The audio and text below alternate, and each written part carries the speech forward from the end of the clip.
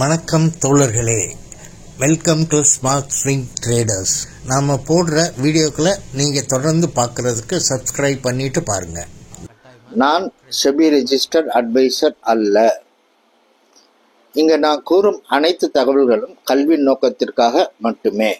பங்குச்சந்தை வீழ்ச்சி அடையும் போது செய்ய வேண்டிய 10 விஷயங்கள். நாம் இங்கே சொல்லக்கூடிய அனைத்து விஷயங்களுமே ஃபியூச்சர் ஆப்ஷனுக்கு பொருந்தாது. ஸ்விங் ட்ரேட் பண்ணுறவங்களுக்கும் லாங் டைம் இன்வெஸ்டர்ஸ்களுக்கு மட்டுமே பொருந்தும். சந்தை தொடர்ந்து இறங்குவதால் பயப்பட வேண்டாம், பதட்டப்படாதீங்க, அமைதியாக இருங்க, கொஞ்சம் பொறுமையாக இருங்க. முதல்ல சந்தை ஏன் இறங்குது, என்ன காரணத்தினால இறங்குது அப்படிங்கிறத நம்ம சரியாக புரிஞ்சுக்கணும். உலக நாடுகளோட சண்டை காரணமாக, உலக பொருளாதார பிரச்சனை எதுவும் காரணமாக, இல்லை வேலை இழப்பு அப்படிங்கிற செய்தியா, இந்த மாதிரி பல காரணங்கள் இருக்கும்.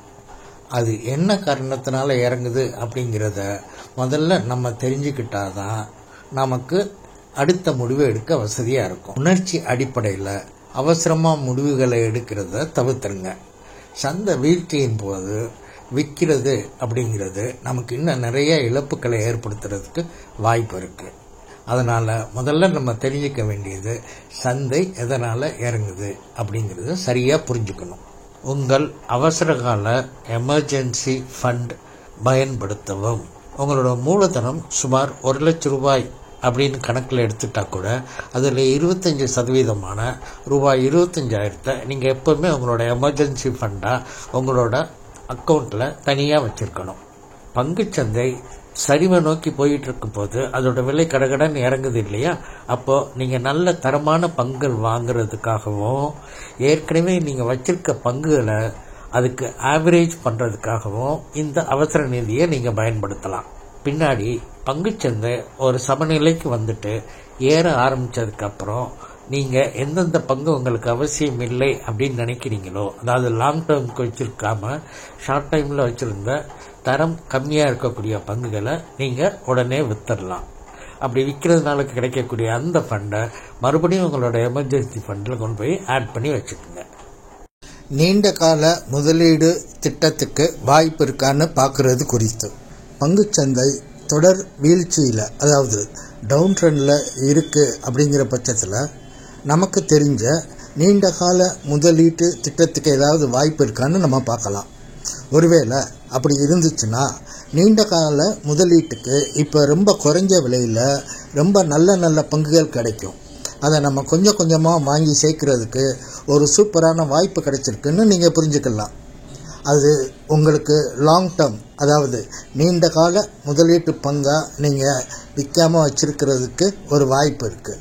இதன் மூலமாக உங்களோட போர்ட்ஃபோலியோவையும் மறுசீரமைக்கிற வாய்ப்பு கிடைச்சிருக்கு.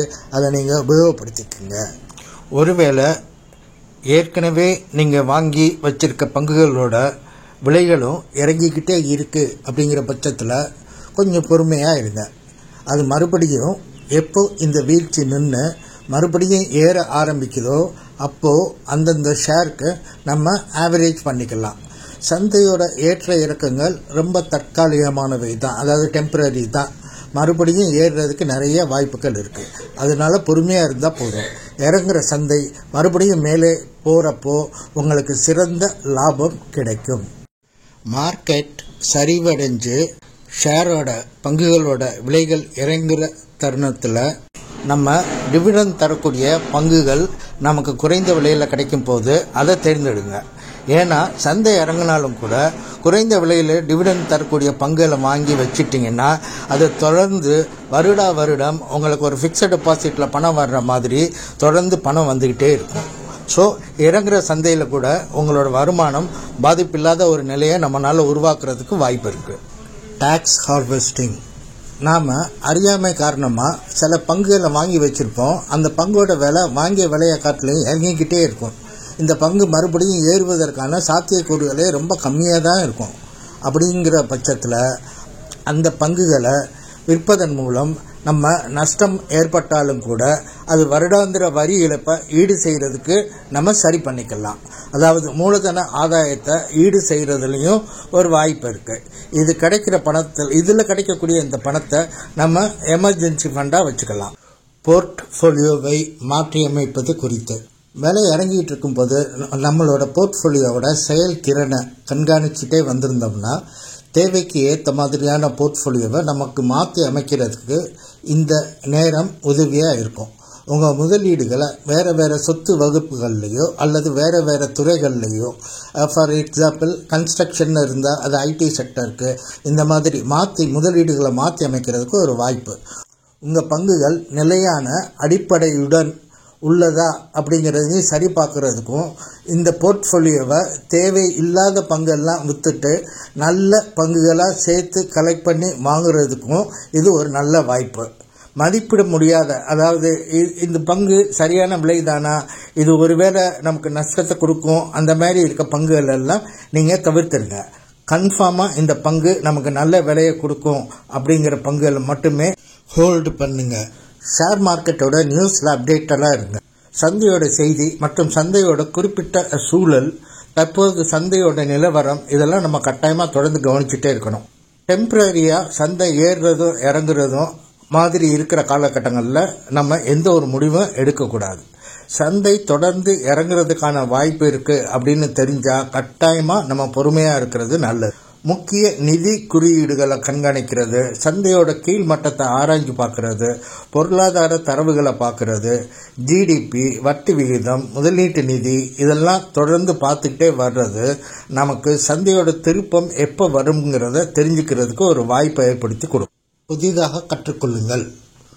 பங்குச்சந்தை வீழ்ச்சியில் இருக்கும்போது இந்த நேரத்தை நீங்கள் ஃப்ரீயாக பயன்படுத்திக்கலாம். அதாவது உங்களோட பங்கு சார்ந்த அறிவை வளர்த்துக்கிறதுக்கும், பங்கு சந்தை பற்றிய புஸ்தகங்கள், நிபுணர்களோட கருத்துக்கள் மற்றும் பிற ஆதாரங்கள்லாம் படித்து கூட நீங்கள் கற்றுக்கலாம், பார்த்தும் கற்றுக்கலாம். இந்த மாதிரி நிறைய டைம் இருக்கிற நேரங்களில் ஷேர் மார்க்கெட்டோட நாலேஜை இம்ப்ரூவ் பண்ணுறதுக்கு உங்களுக்கு ஒரு வாய்ப்பு.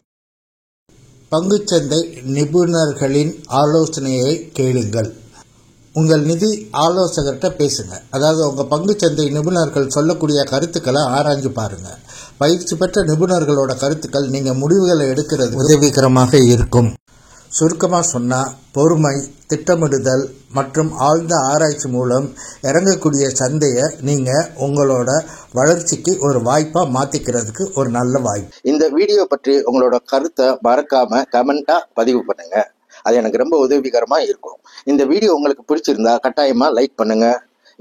உங்கள் நண்பர்களுக்கும் ஷேர் பண்ணுங்கள். தொடர்ந்து பார்க்கணும் அப்படின்னு நீங்கள் விருப்பப்பட்டீங்கன்னா மறக்காமல் சப்ஸ்கிரைப் பண்ணுங்கள். பக்கத்தில் இருக்கக்கூடிய பெல் ஐக்கானே கிளிக் பண்ணிடுங்க. அப்போ தான் நான் போடுற வீடியோ உங்களுக்கு உடனுக்குடன் வந்து சேரும். நன்றி தோழர்களே, மீண்டும் சந்திப்போம். வணக்கம்.